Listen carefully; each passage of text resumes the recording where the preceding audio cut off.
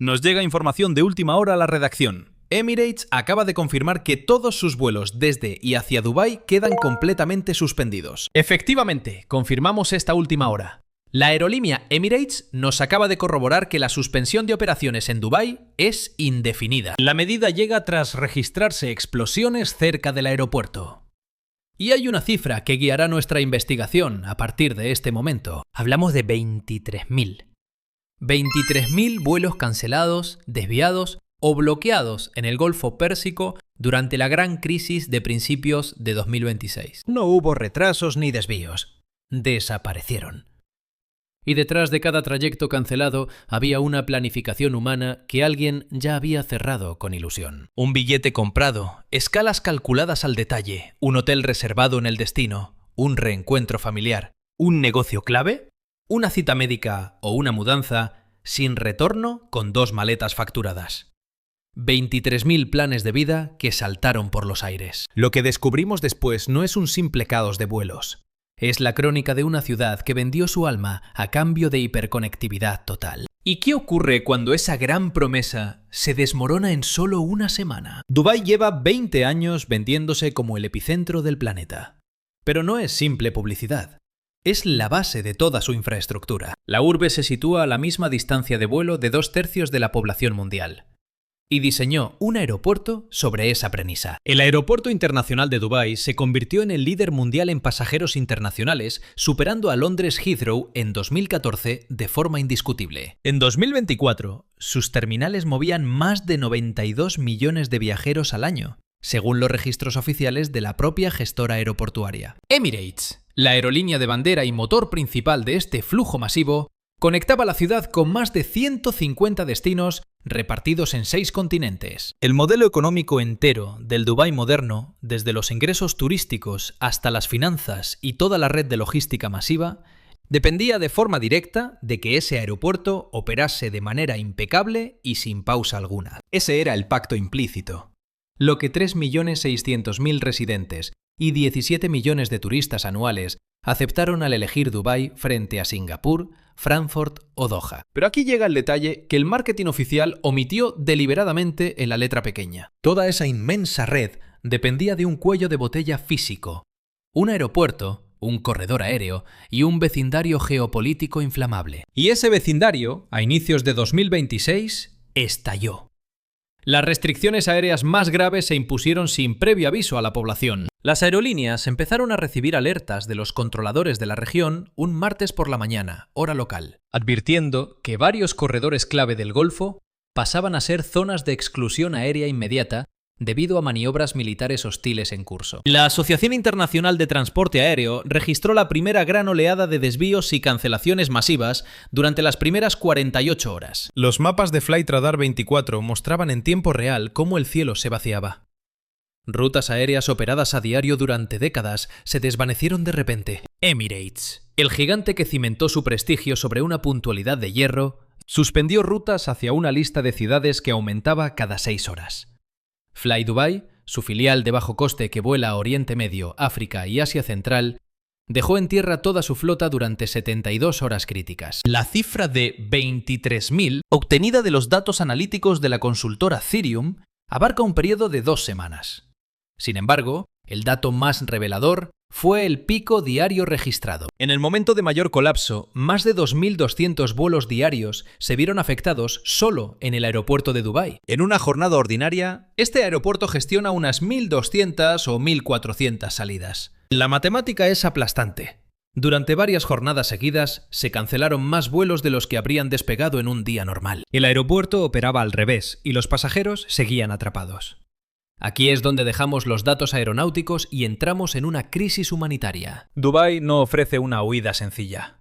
Es una península desértica conectada por carretera con Abu Dhabi y Sharjah, con pasos fronterizos pensados para vehículos particulares y autobuses locales, pero incapaces de absorber a cientos de miles de viajeros internacionales varados al mismo tiempo. No existe una red ferroviaria rápida hacia ningún nudo vecino. Tampoco hay aeropuertos alternativos a menos de 2 horas de distancia que cubran rutas intercontinentales de gran capacidad. Si este engranaje se detiene, la metrópoli se transforma, en la práctica, en lo que muchos viajeros atrapados definieron ante la prensa: una enorme jaula de oro. Caroline Marsh, una ejecutiva de publicidad británica que hacía escala en la ciudad al regresar de un viaje en Bombay, relató a la cadena BBC que sobrevivió 4 noches en la Terminal 3 antes de conseguir que le reasignaran un vuelo disponible. Describió una situación inédita en sus 30 años como viajera frecuente. No imperaba el pánico, sino una atmósfera silenciosa y mucho más inquietante.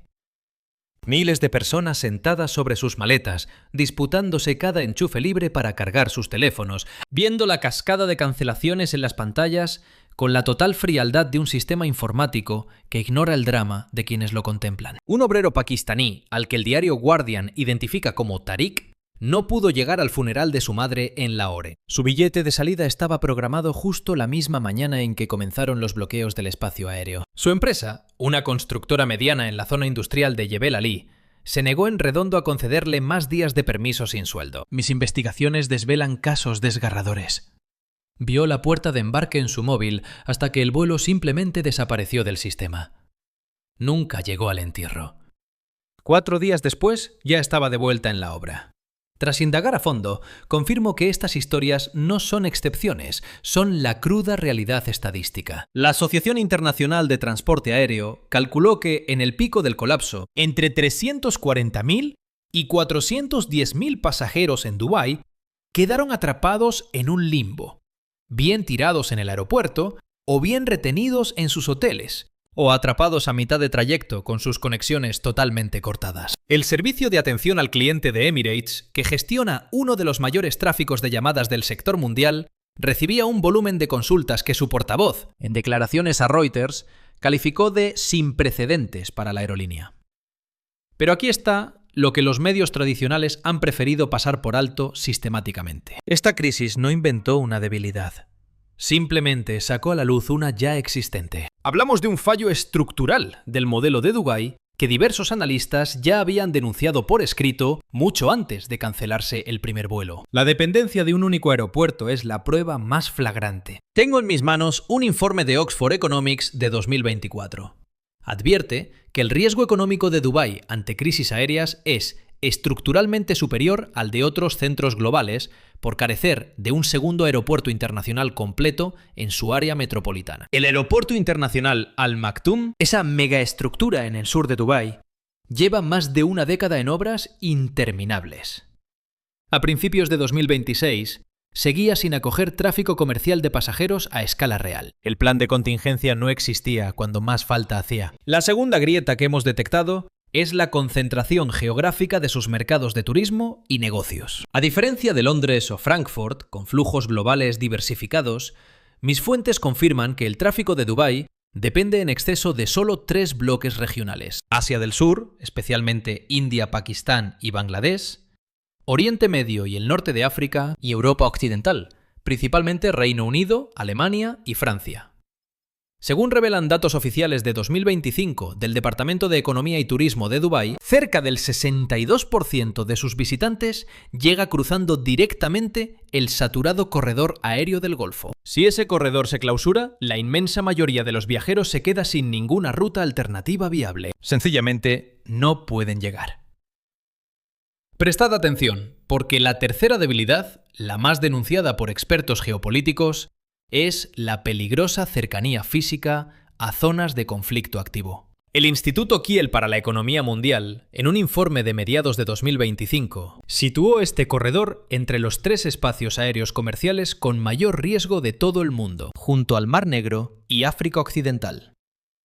Y esa advertencia fue previa a la gran escalada de principios de 2026. El peligro estaba identificado y las aseguradoras ya habían cobrado por ello. Pero nadie advirtió a los 17 millones de turistas ni a las 240.000 empresas de las zonas francas de Dubái, que operaban confiando ciegamente en que las rutas seguirían abiertas. El impacto no fue igual para todos.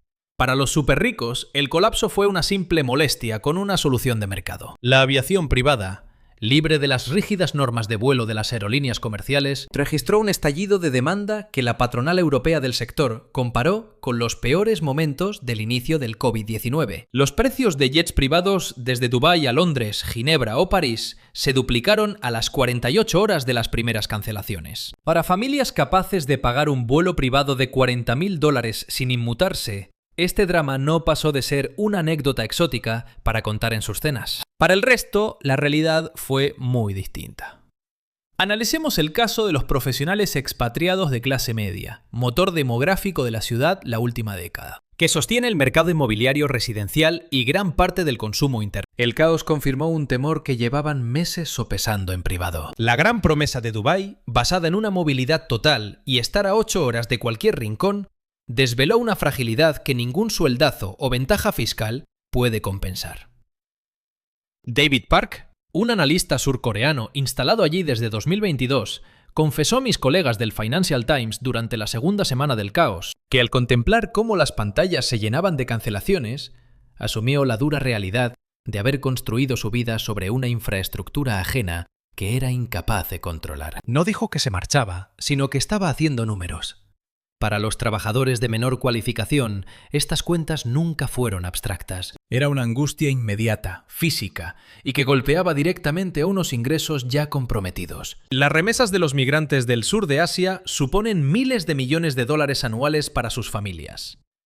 El colapso no solo dejó atrapada a gente, sino que cortó el sustento vital de sus parientes en origen, totalmente dependientes de unos envíos de dinero vinculados a su presencia física y empleo. Una empleada de hostelería de las terminales internacionales de Dubái, entrevistada bajo el anonimato por Al Jazeera, relató que su envío mensual a Kerala ya acumulaba 2 semanas de retraso por la brutal subida de la vida local. El colapso, según sus propias palabras, solo visibilizó una miseria que siempre estuvo ahí. El futuro de Dubái sigue siendo una incógnita. Vosotros y yo seguiremos investigándolo de cerca, pero está claro que este gigante ya ha resurgido antes. El colapso inmobiliario de 2009, cuando el valor de las propiedades cayó hasta un 50% en algunos sectores, según los datos históricos de Cavendish Maxwell, dio paso a una recuperación sostenida. Pero el desplome de la pandemia en 2020, que contrajo la población y hundió la ocupación hotelera al 30%, según Smith Travel Research, precedió a récords en 2022 y 2023. Su capacidad de recuperarse está demostrada, pero hay un matiz crucial que debemos analizar: la diferencia entre recuperar la operación y recuperar la confianza. Los vuelos volverán. De hecho, ya lo están haciendo mientras producimos esto. La normalidad operativa es cuestión de pocas semanas, pero recuperar la confianza, lograr que un turista soporte 48 horas de cancelaciones en las pantallas y vuelva a elegir Dubái, que un profesional firme un alquiler de 2 años en una ciudad cuyo espacio aéreo puede cerrarse de golpe y sin previo aviso, o que una multinacional logística arriesgue su centro regional en un aeropuerto que depende de un solo punto geográfico crítico. Esa confianza tiene otros plazos. Hablamos de meses. O incluso puede que de años. Los cambios estructurales para solucionar estas graves vulnerabilidades de fondo ya se conocen. Un segundo aeropuerto internacional con rutas alternativas reales y diversificar los mercados para reducir ese 62% de dependencia del Golfo. Una diplomacia regional que rebaje, aunque sea un poco, el riesgo de cierres aéreos. No son secretos, están en informes de consultorías ya entregados a las autoridades. Si pasarán del papel a la realidad, es la gran incógnita que los próximos 5 años van a resolver. Pero ahora mismo nos enfrentamos a una pregunta más urgente, la que de verdad os importa a vosotros. Si estuvisteis en Dubái cuando se cerró el espacio aéreo, si pasasteis días mirando pantallas de salidas que no decían nada, ¿ha cambiado vuestro análisis de la situación? No de forma abstracta. Personalmente. La sección de comentarios os espera para debatir. Y si este tipo de periodismo que destapa la cruda realidad tras los titulares es lo que buscáis en este canal, ya sabéis exactamente qué hacer.